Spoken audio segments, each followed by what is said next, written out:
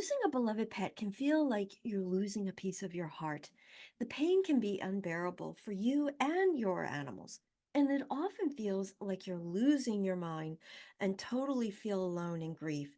But I am here to tell you you are not crazy and you are not alone. In today's video, I'm going to delve into the world of pet loss and how you can find healing, comfort, and start living right now with feeling good without having to say goodbye to your pet. What I'm about to share with you comes from my decades of experience helping pet parents understand their animals better. I've spoken with countless pet parents and their animals, and today I'm going to share with you insights they've revealed about the pet loss experience, as well as what animals have shared with me. So if you'd like further guidance, check out my free meditation to help you feel more at ease. I'll put the link below this video. The grieving process can be incredibly challenging, but there are ways to find healing and comfort. The first thing is to understand it is not about what society says on how you should feel or not. You don't have to explain yourself. The problem with society is that you're not given permission to live in the present moment. Hence, feelings of anxiety and feeling overwhelmed and feeling crazy floods in. And this can fill your mind and body with reliving the past and holding on to all the old beliefs all around the passing and the grieving, which creates self doubt, low self esteem, which in turn keeps you locked into revisiting the past. Animals have shown and told me that one, they are not sad. They're not depressed. They're not lost. They're not hurt or upset or confused or scared or any other negative human emotion. They're not angry about the way they left the body. They knew exactly when, how, where, and who was going to be with them. And this was all based on the soul contract between the human and the animal. The second thing they want you to know is that they are vibrant in an energetic form. They are of pure consciousness and they're back in their soul essence. And it's a frequency of love. And then the third thing they want you to know is they're pain free. They want you to think and feel them as such, not the last days or the last moments. The fourth thing is that your fur baby in spirit wants you to know of the reality. They want you to make that energetic shift gently, very gently, with unconditional love for yourself as you provided for them when they were in the body.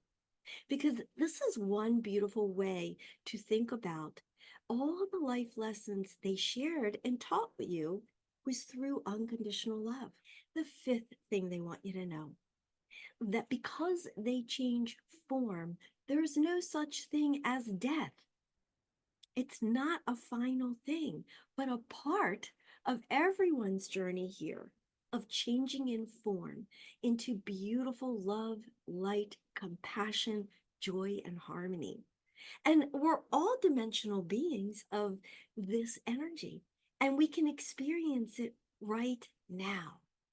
And this brings me to the sixth thing. They want you to start living in that unconditional love for yourself and for life, which is what your pet is teaching you right now. And then for the seventh thing that they want you to know is they don't want you to grieve so that it consumes your everyday living because this keeps you stuck. It keeps you living in a very low frequency, low vibration, and it also keeps you locked into the past. And that's where you really need to move forward with your life. So they want you to start living in that unconditional love, feeling them and understanding they have not left your side. And by doing this, it is the most beautiful, healthy thing you can do for yourself. I want to provide you now with some examples of what animals in spirit have shown me that confirms that they are with their humans and watching them. The first animal I want to share with you is Greta the cat. She shared how her human works with numbers and was not taking care of herself constantly working and avoided any quiet time. And then during the follow up with Greta's mom, she is an accountant and she intentionally works constantly to avoid having to think or feel or just take care of herself. And Greta also showed me that there was a young man in spirit with her, that they were together, and that this young man was very, very close with Greta's mom. After the reading, Greta's mom confirmed that that was her brother that had passed several years ago. The next pet is Indy the dog. Now, I was so privileged to help Indy and his family in his transition. He told me he was waiting for another human to get home before crossing over. And upon sharing this with the family, about 20 minutes later, the wife called me back to tell me as soon as her husband walked in and just held Indy, he made the transition. And this made the process more real and confirmed that he is with them all. And then finally, there's Rockstar the dog. He showed me how he loved the tattoo of him on his mom's arm. So during the follow up, she told me she got a tattoo of Rockstar on her arm several days after he passed away. Regardless of how your pet left the body, whether euthanized or not, they're not judging you and they're not upset with you. Intuitively, you knew that the time was near, for you are solely connected. You are connected heart to heart. And that's that conscious connection. It's an energetic connection as well. And this is how you knew when they were in the physical body, their daily needs, being hungry, had to go out, had to change the litter pan, when it was time to play and cuddle, and as well as feel them when you were away from home and they were waiting for you to arrive back home. Here are several things to start doing right now. First thing, stop thinking of them in the past, especially the day they transition. The second thing, to help you open your heart center and feel joy around other animals, watch funny animal videos or volunteer at a shelter. The third thing, before falling asleep, set the intention of having them visit you in your dream state. All you have to do is ask with love and gratitude.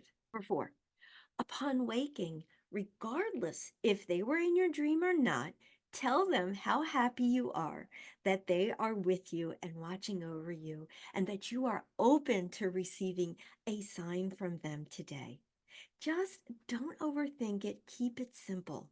The fifth thing, if you have other animals, you don't want to ignore them. You want to talk with them and share how much, not just how much you love them, but how much you're so grateful for them, for they will also help you get the signs and signals from your pet and spirit. A great example is when your fur babies are doing zoomies in the living room. They're communing, they're talking with the pets in spirit. And I highly recommend going ahead and screenshotting these 5 things to do right now. Many of my clients have shared such inner peace after they've listened to the recordings of their animal communication session. They were actually feeling their pet right there. And that makes total sense because their energy frequency shifted to a higher level as they were listening because they felt the connection. And they were able to release that burden with tears of joy. And if that's something you're interested in, my link to book a reading is below this video. Remember, you're not alone in this journey. Your pets in spirit are still with you, watching over and sending you love, sending you signs and signals. I hope you found this video helpful and allowing you to feel better. For your pets in spirit want you to know that love is not an emotion, it is energy. It is the bridge that connects you with them. So, thank you for watching and namaste.